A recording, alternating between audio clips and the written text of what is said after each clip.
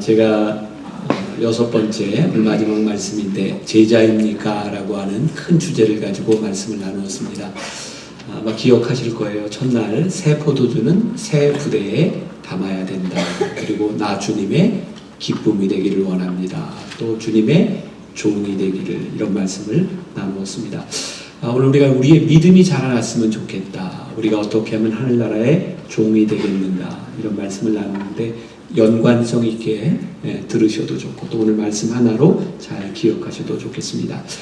오늘 히브리서 5장 12절부터 6장 3절까지 나와 있는 말씀 가운데서 우리는 히브리서 기자의 마음을 느낄 수가 있습니다. 안타까운 일이죠. 교인들을 바라보는데 잘 변하지 않는 겁니다. 자라나지 않는 겁니다. 제가 오늘 여러분들에게 그런 질문을 던지고 싶습니다. 스스로 대답해 보세요. 나는 예수 믿고 조금 괜찮아졌다. 내 성품이 조금 나아졌다. 사실 우리는 예수 믿고 변화되어야 되는데, 제자가 되어야 되는데 그렇지 못하고 머무를 때가 많이 있어요. 전체적인 제자도에 대해서 예수님께서는 누가복음 9장 23절에서 말씀하셨습니다. 너희가 나를 따라오려거든 자기 십자가를 져라. 자기를 부인해라. 사실 이 과정들을 통해서 우리들이 만들어지는 것인데 우리는 제자의 삶을 살고 있는가? 이런 질문을 던지게 되죠. 제가 일부 예배 때 이 설교를 했는데 일부 때는 제가 이 예언을 이야기하는 게 이렇게 아침부터 이런 얘기를 해도 되나, 그런데 지금 12시 넘어가서 얘기를 해도 좀 될 것 같아요. 제가요, 개를 키웁니다. 집에서 개를 키우는데 이렇게 말티즈 조그만 건데 너무 예뻐요. 여기 이렇게 반려동물 키우는 분들 있죠? 이 개들이요, 집에 다 식구들 지 나름대로 서열을 매겨놓습니다. 제가 그러니까 저를 제일 좋아해요. 저 들어오면 너무너무 좋아하고 짖고 뭐 그냥 난리가 아니에요. 제가 뭐 자주는 못하지만 어쩌다가 밖에 데리고 나가서 이렇게 산책도 하고 하는데, 아무튼 저만 따라가면 큰 개한테도 막 짖고 뭐 아무튼 저를 많이 믿는 거죠. 근데 이렇게 걷다 보니까 여기서는 이제 볼 수 없는 중국집 그 짜장면 통이 있잖아요. 거기에서 짜장면 냄새가 났나 봐요. 이놈이 따라가는 거예요. 그래서 제가, 우리 개 이름이 흰둥이거든요. 그래서 흰둥, 따라갑니다. 김흰둥, 계속 따라가는 거예요. 그때 제가 알았어요. 이게 개구나. 개더라고요. 자, 여러분, 제가 이제 왜 이 이야기를 들으는 게 조금 아침부터 그랬는가. 개는요, 자기 주인, 자기가 좋아하는 사람이 있다가도 그냥 좋은 냄새를 따라갈 수 있는 것이 개인 거죠. 때때로 우리의 신앙이 하나님을 믿는다고 하면서 내가 주님 이렇게 고백하면서 우리는 우리의 인생의 세속적인 냄새, 돈, 성공, 우리 자식들, 이런 것들 때문에 우리들이 놓치는 것들이 있지 않은가. 그러니까 우리가 제자가 된다고 하는 것은요, 우리들의 삶에 신앙이 자라나서 우리들이 붙잡아야 될 것을 분명히 붙잡고 우리의 신앙이 자라나야 되는데 늘 흔들리는 거예요. 그러니까 히브리서 기자가 안타까운 거예요. 그렇게 말씀을 가르쳤는데, 너희들이 아직도 초보가 되어서 이렇게 젖이나 먹고 단단한 식물을 먹지 못하는 너희를 보니 내가 너무나 안타깝다. 아마 제가 우리 교인들을 향해 느끼는 느낌만큼 아마 목사님이 동일하게 그런 느낌들을 가지고 있을지 몰라요.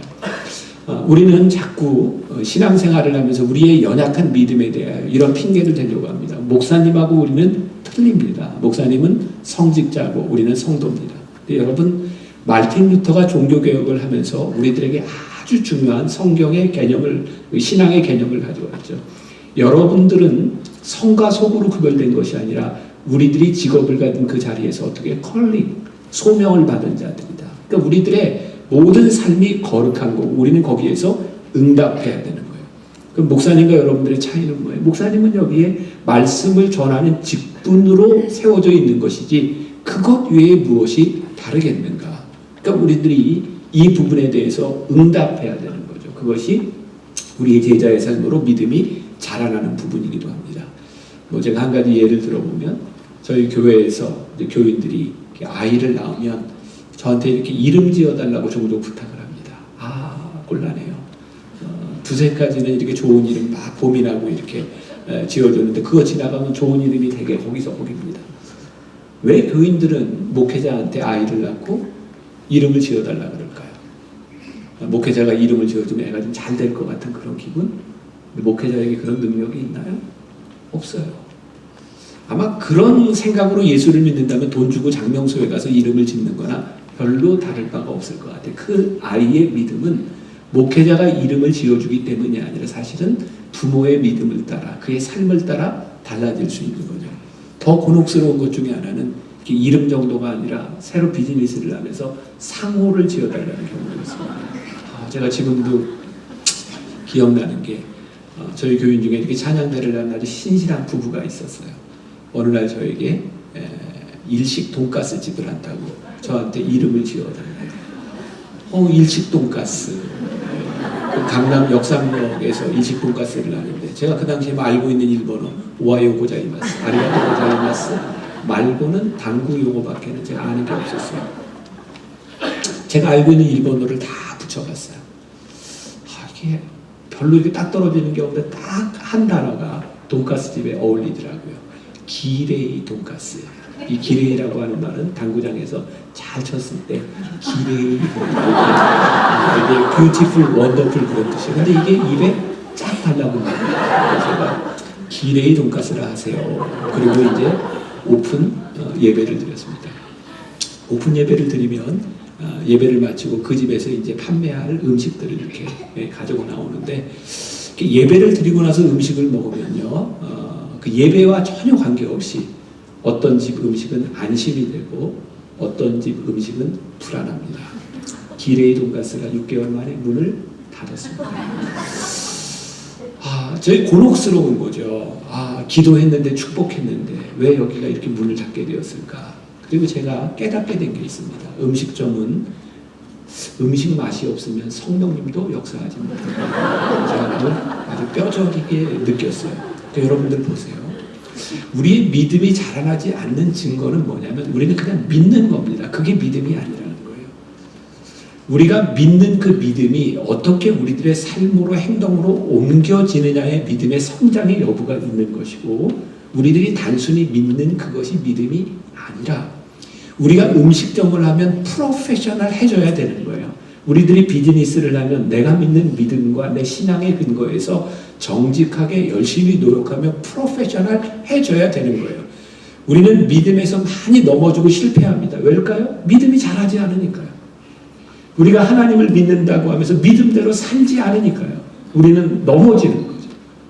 그러니까 오늘 이 히브리서 기자가 안타까워하는 것은 그들에게 말씀이 없었던 게 아닌 거예요. 그들이 말씀을 들었어요. 많이 가르쳤어요. 그런데 믿음이 자라지 않는 거예요. 왜? 믿음대로 살지 않기 때문이죠. 여러분들 우리들의 삶에서 우리들이 기도하면서 음식점을 하면서 아이들 이름을 지어주면서 우리들이 무언가를 할 때 정말 우리의 마음 가운데 제자로서 하나님의 뜻이 이루어지기를 원하는 마음이 있는가? 아니면 우리는 끝까지 우리의 생각들을 가지고 기도하고 있는가? 그 모범을 보여주신 분이 우리 예수님이잖아요. 겟세마네 동산에서 예수님이 기도하셨어요. 땀방울이 핏방울이 되는. 왜? 예수님이 십자가를 지시는 게 쉽지 않았다고요. 그래서 기도하죠. 아버지, 이 잔을 될 수만 있다면 나에게서 옮겨 주옵소서. 그러나 내 뜻대로 마옵시고 아버지의 뜻대로 하옵소서. 이 기도를 하는 게 힘드셨어요. 얼만큼? 땀방울이 핏방울이 될 만큼 힘겹게 그 기도를 하신 분이 예수님입니다. 그러니까 우리가요, 믿음으로 기도하고 제자가 되고 믿음으로 살아간다고 하는 것은 추상적이고 개념적이고 우리들이 그냥 기도하면 되는 그런 수사가 아니라 그 기도한 것을 살아내야 되는 거예요. 그래서 그 기도가 힘든 거예요. 그래서 이 기도가 우리들에게서 이루어지기 시작하고 그 삶을 살아가기 시작할 때 우리들에게서 제자의 도가 만들어지는 거죠. 오늘 히브리서 기자가 염려했던 것처럼 목회자가 교인들을 보면서 염려하죠. 때로는 교인들이 목회자를 보면서 염려하기도 합니다. 믿음이 아닌 것 같아. 여러분들 믿음이 자라났나 자라지 않았나를 어떻게 알 수 있을까요? 아주 간단합니다. 이 사람이 아직도 염려의 대상인가? 아니면 누군가를 염려해 주는 사람인가? 그걸 보면 믿음이 자랐는지 자라지 않았는지를 알죠. 오늘 여기 찬양대들이 아마 오랫동안 같이 하셨을 겁니다. 전 누군지 모르니까 이런 얘기 할 수 있을 것 같아요. 아무튼 10년, 20년 찬양대를 해도 누가 꼭 돌봐줘야 나오는 사람이 있죠. 그런 거 하면 다 챙겨주는 사람이 있어요. 여러분, 그 연수에 관계된 게 아니라 신앙생활을 하는데 아무튼 몇 년이 지나도 누가 챙겨줘야 돼. 믿음이 자라지 않는 거예요. 염려의 대상이 되는 거예요. 목회자로서 주일이 되면 늘 걱정되는 게 그런 거죠. 오늘 아침에 약간 빗방울이 좀 떨어졌습니다. 아세요? 지금은 비 안 오죠. 이렇게 비가 오잖아요. 또 여름에서 폭우가 쏟아지잖아요. 그럼 아침에 걱정이 돼요. 아이고, 비가 와서 교인들이 못 오면 어떡하지? 이런 걱정이 있어요. 날씨가 좋잖아요. 화창하잖아요. 그러면 어떤 걱정이 되는지 해서 아이고, 날씨 좋아서 놀러 가면 어떡하지? 그 목회자는 이렇게 걱정을 해요. 그런데 제가 깨닫게 된 건 교인들이 그렇게 날씨에 좌우되지 않더라고요. 혹시 오늘 여러분들 중에 빗방울이 떨어지는 걸 보면서 오늘 비 와서 강사 목사님이 설교 안 하면 어떡하지? 혹시 이런 염려하시는 분 있으세요? 그런 건 없을 거예요. 왜? 그 정도는 안심이 된다는 거예요. 그 정도는 된다는 거죠. 근데 우리가 언제까지 영적 어린아이가 되어서 우리들이 언제까지 그렇게 걱정을 하며 살아가야 되느냐. 이게 히브리서 기자가 가지고 있었던 안타까운 마음이에요. 그럼 여러분들 스스로 점검해 보셔야 돼요. 나는 영적인 어린아이인가? 아니면 나는 누구를 돌보는 사람이 되었는가? 제가 한 가지 예를 들어드리려고 해요. 하와이에 가면 뉴 호프 커뮤니티 처치라고 있습니다. 웨인 코데이로라고 하는 목사님이 목회합니다. 이 교회가 미국에서 벌써 꽤 됐죠. 급성장하는 교회 중에 하나였고요. 토요일 주일 예배를 드리는데 토요일 날 출석이 한 4,000명 정도, 주일 날 2번 예배를 드리는데 4,000명, 그러니까 한 12,000명 정도가 모여서 예배를 드리는 교회입니다. 근데 이 교회는 건물이 없어요. 그러니까 학교를 빌려서 예배를 드리고 있었어요. 그런데 어느 날 학교에서 나가라 그런 거예요. 대책이 없이. 다행히 하와이는 날씨가 따뜻하니까 이렇게 팍을 빌려서 이렇게 예배를 드리게 되었답니다. 토요일 날 예배를 드리러 가는데 비가 부슬부슬 오는 거예요. 목사님이 기도합니다. 하나님, 예배를 드려야 되는데 비를 멈추게 해주세요. 이 목사님의 마음 가운데는 선한 일을 하고 있고 예배를 드려야 되는 거기 때문에 그 기도에 대해서 문제가 없었던 거죠. 그리고 그 교회는 소위 말하는 현대 예배를 드리는 교회였기 때문에 전자악기를 쓰고 워십을 하고, 그러니까 비가 오면 예배를 드릴 수가 없는 거예요. 근데 토요일 날 이렇게 비가 부슬부슬 오는 채로 예배를 마쳤습니다. 이 목사님이 하나님께 기도하기 시작했대요. 하나님, 비를 멈추게 해주세요. 내일 예배를 드려야 됩니다. 여러분들에게 묻겠습니다. 아침이 되었습니다. 비가 멈췄을까요? 오고 있을까요? 네, 뻔한 얘기는 제가 하겠습니다. 비가 계속 오는 거예요. 목사님이 기도했대요. 하나님, 비가 멈출 줄 믿습니다. 예배해야 됩니다. 그리고 이 목사님 마음 가운데 확신이 있었대요.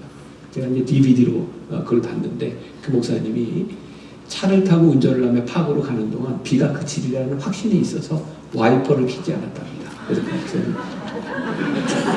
운전을 하고 공원에 도착했습니다. 비가 그쳤을까요? 오고 있을까요? 네, 비가 계속 오는 거예요. 이 목사님의 마음이 서글퍼지기 시작했답니다. 지금까지 교회 건물도 없이 여기까지 왔는데 하나님 예배를 드리려고 하는데 왜 비가 계속 옵니까?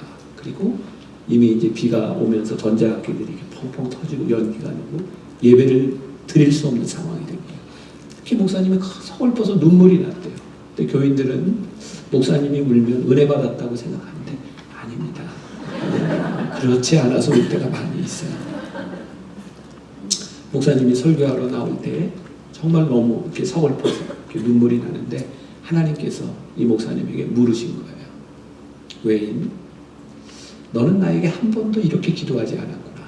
너는 계속해서 비가 오지 않게 해달라고 기도했지 오늘 예배 가운데 나와 함께 해달라고 기도하지 않았다. 그러면서 하나님께서 웨인, 만일 비가 오는 중에도 내가 너희와 함께 한다면 이것은 예배일 텐데 비가 오지 않는다 해도 내가 너희와 함께 하지 않는다면 이것은 예배가 아니다. 그 물음이 이 목사님의 목회를 바꿔놓았다는 거예요. 어린아이 같은 우리는요, 늘 근심 가운데 살아갑니다. 이러면 어쩌지? 저러면 어쩌지? 그러니까 딱딱한 음식을 먹지 못하는 거예요. 고기를 먹지 못하는 거예요. 뼈를 발라낼 능력이 없는 거예요. 생선을 먹지 못하는 거예요. 가시를 발라내지 못하는 거예요. 근데 우리들이 믿음이 자라나면 환경에 대한 문제가 아니라 이것이 옳으냐 그르냐, 이것이 따라가야 될 길이냐 그렇지 않으냐가 우리들에게 문제가 되는 거죠. 그때 우리는 믿음이 자라나기 시작해요. 그러니까 이 믿음이 자라나면 우리는 그때부터 누군가를 배려하기 시작해요. 여러분, 제가 굉장히 중요한 문장이라고 생각하고 아마 집회에 참석했던 분들은 기억이 나실 거예요. 그렇지 않은 분들은 오늘 막 닭살이 돋을지도 모르는데, 제가 쓴 글이지만 어떻게 이런 글을 쓸 수 있을까? 아주 중요한 개념입니다. 기억해 주셨으면 좋겠어요. 우리들이 이 교회 안에서 잘하지 않았는데 잘한 것처럼 거룩을 이렇게 가장하는 것이 있죠. 어떤 경우는 남을 배려하지 않는 거룩은요, 독선입니다. 남을 의식하는 거룩은 위선입니다.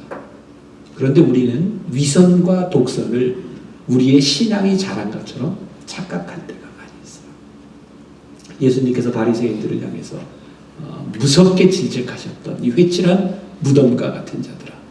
그러니까 교회를 오래 다녔는데 믿음이 자라지 않은 증거가 뭐냐면 남을 배려하는 것이 아니라 남에게 상처를 줘요. 독선적으로. 그리고 예수를 많이 믿은 것 같은데, 신앙의 연수가 자라난 것 같은데 너무너무 위선적인 거예요. 제일 힘든 건 여러분들의 위선으로 인하여 상처받는 사람들이 있다는 거예요. 세상이 교회를 바라보며 손가락질하는 거예요. 위선자들이라고 이야기를 하는 거예요. 여러분들 그런 얘기 들어보셨죠? 크리스찬이 물에 빠져 죽으면 뭐가 뜬다 그래요? 네? 입이 뜬다고요? 그건 옛날 얘기고요. 크리스찬이 물에 빠져 죽으면 엉덩이가 뜬대요. 물에 빠져서도 물고기하고 얘기하고.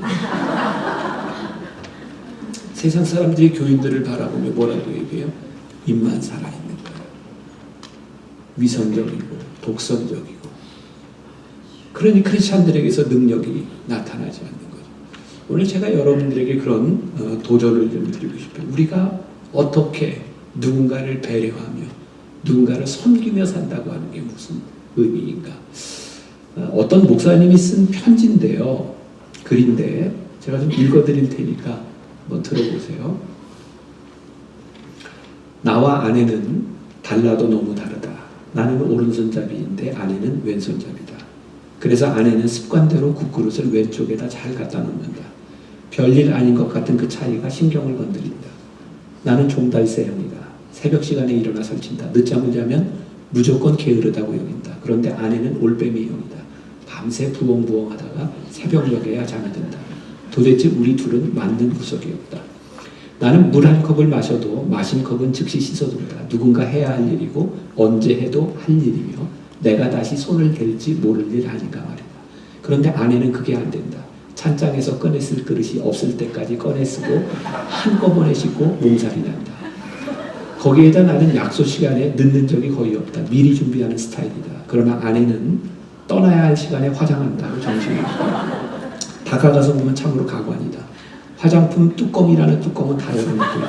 나는 그게 안 참아진다. 그래서 버럭 소리를 지른다. 아니 이렇게 두고 외출했다가 집에 돌아오면 향이 다 달아나는데 뭐 때문에 돈 주고 비싼 화장품을 사 차라리 맹물을 찍어 바르지. 나중에는 견디다 못해 성경책까지 들이밀었다. 여보, 예수님이 부활만 하시면 되는데도 왜 그 바쁜 와중에 세마포와 수건을 개켜놓고 나오셨겠어요?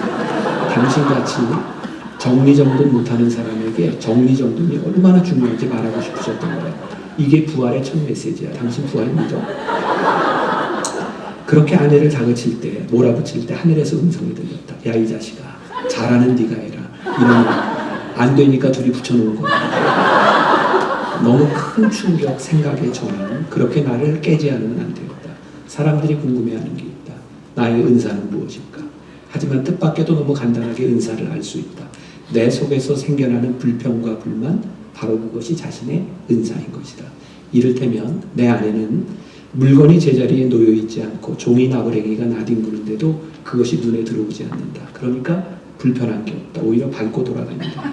하지만 나는 금방 불편해진다. 화가 치민다. 이 말은 내가 아내보다 이 부분에 탁월한 은사가 있다는 증거다.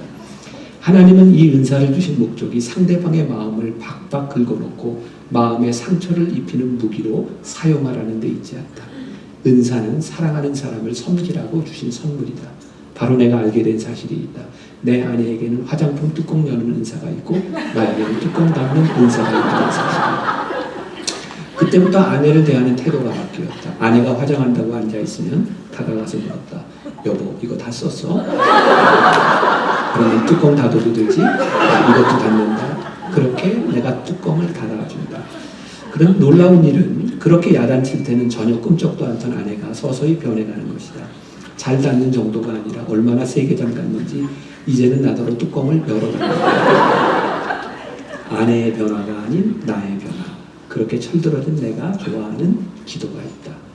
제가 젊었을 때는 하나님께 세상을 변화시킬 만한 힘을 달라고 기도했습니다. 하지만 중년이 되었을 때 인생이 얼마나 덧없이 흘러가는지를 알게 되었습니다. 그래서 저와 함께 평안히 살도록 인도해달라고 기도했습니다. 하지만 늙은 여생을 돌아보게 되었을 때 저는 저의 우둔함을 깨달아 알게 되었습니다. 제가 지금 드리는 기도는 저를 변화시켜 달라는 것입니다.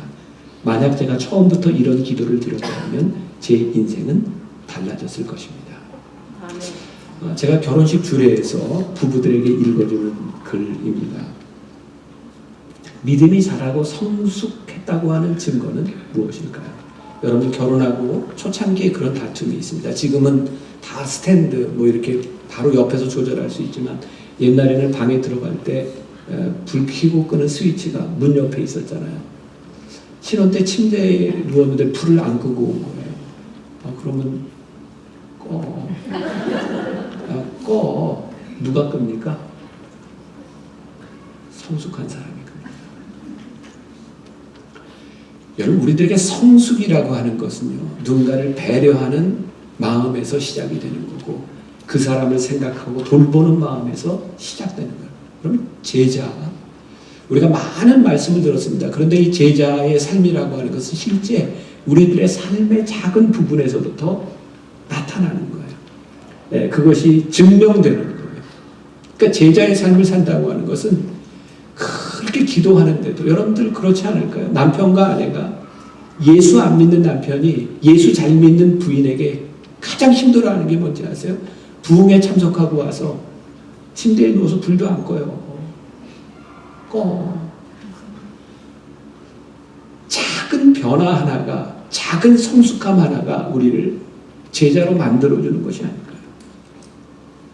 누군가를 돌보고 누군가를 보살펴가고 제가 말씀을 마무리하려고 그래요. 옛말에 자식 이기는 부모 없다 그런 말이 있습니다. 왜 부모가 자식한테 질까요? 우리 애가 7살 무렵이었어요. 우리 아들입니다. 그 당시에 한국에는 그 미국에 있는 레슬링 있죠. 뭐 WWE 뭐 이런 거 아니 뭐 트리플 A 뭐 이런 거 들어보셨어요? 참 모르시는군요. 이 아라이 얘기하는 막 큰 등치 큰 막 레슬러들 와서 레슬링 그게 한국의 유행이었어요. 7살 난 놈이요 저한테 와서 그걸 보고 나면 저하고 레슬링을 하재요. 제가요 이런 걸 잡아다가 확 들어 벽에 확 던지면 아버지입니까? 이놈하고 레슬링을요 간신히 해줘요. 그리고 이겨도 간신히 져주기도 해요. 왜일까요? 아버지니까. 내가 그놈 그렇게 이길 이유가 없는 거예요. 왜? 아버지니까. 제가 저희 아버님 돌아가셨거든요. 벌써 10여 년 지나갔어요. 제가 만나교회에서 저희 아버님이 담임 목사님이었고 제가 부목사였어요. 그런데 같이 목회하는 게 그렇게 힘들었어요. 아버지하고 저하고 부자간에 어떤 문제가 있는 게 아니라 목회관이 틀린 거예요. 그게 그렇게 힘들더라고요.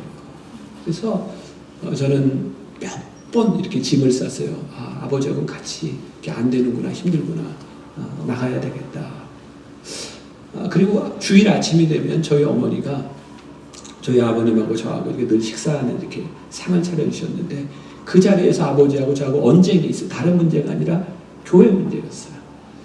이제 분당에 만나교회가 세워지고 젊은 사람들이 들어오는 때 제 생각에는 교회가 이렇게 가면 좋겠더라고요. 젊은 사람들에게는 이게 좀 맞는 것 같더라고요. 아버지에게, 아버지 분당에서는 좀 이렇게 하면 안 될까요? 근데 평생을 목회자로 살아오신 우리 아버님에게 소신이 있는 거예요. 그러니까 아니야. 아버지 분당에서는 좀 이렇게 해야 될 것 같아요. 네가 뭘 알아?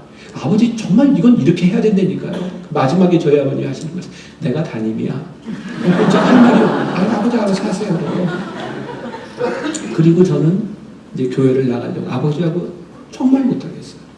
그래서 저는 이제 한경대 교수로 가기로 이렇게 거의 결정을 해놓고 이렇게 나가려고 했을 때 저희 아버님이 뇌경색으로 쓰러지셨어요. 그래서 이제 어쩔 수 없이 이렇게 이제 교회에 붙잡혀 있게 되고 1년이 지나갔는데 저희 아버님이 회복이 안 되셨어요. 그 교인들에게 영상 편지를 보내서 내가 회복이 안 되니 후임자를 뽑아달라. 그래서 이제 후임자를 뽑는 위원회가 만들어지고 이런 과정을 통해서 저는 이제 무기명 투표를 2번을 하게 됐고 뭐 제가 뭐 자랑 같지만 뭐 잘한 거 어떻게 해요? 제가 만장일치로 2번 만장일치로 이제 담임 목사가 됐어요. 근데 문제는 제가 담임 목사가 되고 났는데 회복이 안 되실 것 같은 우리 아버님 회복이 되셨어요. 그래서 쓰러지셔서 자원 은퇴를 하셨는데 제가 담임이 되고 완전히 회복이 되셨어요. 어떤 마음이었는지 모르겠어요, 저희 아버님께서. 근데 이제 제가 담임 목사가 되고 나서 제일 먼저 하고 싶었던 게 뭐냐면 제 목회관이었어요. 뭐냐면 저는 설교를 이렇게 선포한다라고 생각하지 않고 말씀을 가지고 교인들과 함께 나눈다 생각했어요. 그래서 말씀을 가지고 제가 높이 있는 게 아니라 교인들이 있는 곳으로 내려가야 되겠다. 마이크도 이렇게 헤드셋으로 바꾸고 강단도 요거보다 아주 작은 걸로 바꾸고 강단 높이도 1m를 낮췄어요. 그리고 지금 색깔이 여기 이렇게 되게 이렇게 빨간 카펫으로 되어 있는데 그때 제 생각에는 이건 너무 권위적인 것 같아. 그래서 내가 내려가려면 베이지색으로 바꿔야 되겠어. 근데 바꾸는 와중에 저희 아버님은 화가 나셨어요. 내가 평생 목회하면서 이렇게 만들어 놓은 건데 네가 뭔데 이렇게 마음대로 바꿔. 교인들에게 뭐라고 그러신 게 아니라 저에게 화를 내셨어요. 그래서 아버지 저는 목회를 이런 거라고 생각해요. 그랬더니 저에게 너 진짜 이래야 되겠냐? 아버지 제가 목회를 이렇게 해야 될 것 같아요. 너 진짜 그래야 돼? 제가 그랬어요. 아버지 제가 담임이에요. 그 다음에 우리 아버님이 한마디도 하지 않으셨어요. 그렇게 이제 지나왔어요. 그런데 건강하시던 저희 아버님이 2년 만에 돌아가셨거든요. 제가 아버지가 돌아가시고 난 후에 제가 깨닫게 된 게 있어요. 저는 싸워서 제가 많이 아버지를 이겼다고 생각했거든요. 근데 돌아가시고 나니까 저는 아버지하고 싸운다고 생각했는데 아버지는 싸운 게 아니었어요. 아버지는 저에게 많이 져주셨어요. 제가 이겼다고 생각했는데 그건 이긴 게 아니었어요. 저희 아버님은 저를 좀 이렇게 강하게 키우시려고 했던 것 같아요. 제가 영월에 아주 어려운 교회 전도사로 갔을 때, 미국 유학을 갔을 때 저를 경제적으로 도와주시지 않았어요. 저희 아버님은 소위 성공한 목회자였거든요. 많이 서운했어요. 우리 딸아이가 장애를 가지고 있거든요. 30년 동안 약을 먹고 있어요. 그런데 그때 영월에서 목회할 때 우리 아이가 10개월 다 채워서 나오는데 2.43kg가 되면서 물론 그게 직접적인 원인이었는지 아니었는지 모르지만 그것 때문에 저희 어머니 아버지도 많이 마음 아파가셨어요. 그리고 우리 딸은 지금도 저에게 많은 기도 제목이고 힘들죠. 장애를 둔 부모들이 얼마나 힘들어요. 저도 그 무거운 짐을 안고 살아가요. 아버지가 경제적으로 도움을 주시지 않는 것 때문에 참 힘들었어요. 근데 제 아들이 저하고 똑같이 제가 나온 신대원 시카고에 있는 게렛이라고 하는 신학교에 들어가서 공부를 시작할 때 제가 아들에게 그랬어요. 아들아, 할아버지도 아버지가 신대원 공부할 때부터 도움을 안 주셨어. 너도 네가 좀 알아서 살아라. 내가 사색이 됐어요. 이제 공부를 다 마치고 지금은 이제 공군 통역장교로 이제 임관을 했는데 제가 그때 안 게 뭔지 아세요? 아버지의 마음을 알았어요. 제가 우리 아들을 도와주지 않는 게 이렇게 힘든 일인지 몰랐어요. 도와줄 수 있는데 도와주지 않는 아버지의 마음. 제가 내가 아버지가 되었구나. 아버지의 마음을 아니 내가 아버지가 되었구나 라는 것을 느껴요. 여러분들의 믿음이 자라나기를 어디까지? 하나님 아버지의 마음을 아는 사람으로. 우리의 믿음이 자라났다는 증거, 누군가를 배려하고 생각하고 섬겨주고, 우리들이 힘든 일이지만 뼈도 좀 발라내고 가시도 좀 발라내고 이제는 단단한 음식을 먹을 수 있는 그런 사람으로 제자가 되어 자라나기를 주님의 이름으로 간절히 축원합니다. 기도하겠습니다.